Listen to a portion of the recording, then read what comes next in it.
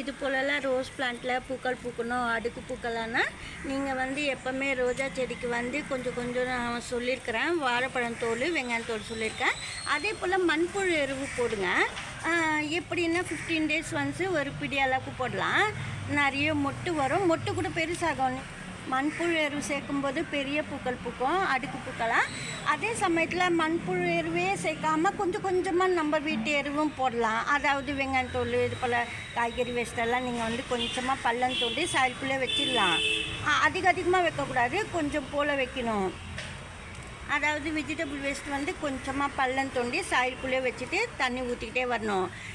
இது போல் காய்கறி waste monthly once இல்லை 15 days ஒன்ஸு ஒவ்வொரு பிடி வச்சுக்கிட்டே வந்தீங்கன்னா, அதாவது மந்த்லியில் 2 times வைக்கணும்.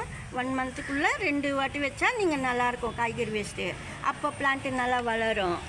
இப்போ இது போல் ஸ்டெம்மெல்லாம் காய்து லேசாக, அப்போ கட் பண்ணிவிட்டு நீங்கள் மஞ்சள் வைக்கணும். அப்போ தான் நல்லது, டிசீஸ் வராமல் ரோஸ் பிளான்ட் நல்லா வளரும். அதே போல் மந்த்லி ஒன்ஸு வேப்ப முன்னாக்கு கொஞ்சமாக போடணும் சாயலுக்குள்ளே. மந்த்லி ஒன்ஸு வேப்ப முன்னாக்கு 1/2 ஸ்பூன் போட்டாலே போதும். சப்போஸ் வேப்ப முன்னாக்கு கிடைக்கலன்னா நீங்கள் வேப்ப இலையை யூஸ் பண்ணிக்கலாம். ரோஸ் பிளான்ட்டில் லீஃப் எல்லாம் பெருசாகணும், பார்க்கறதுக்கு அழகாக இருக்கணும் லீஃப்லாம்னா நீங்கள் மோர் ஸ்ப்ரே பண்ணலாம், இல்லைன்னா சாயலுக்குள்ளே கூட ஊற்றி விடலாம்.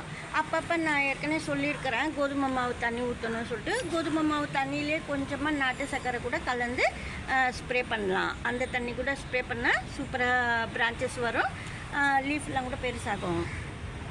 இந்த வீடியோவில் தான், நெக்ஸ்ட் வீடியோவில் பார்க்கலாம்.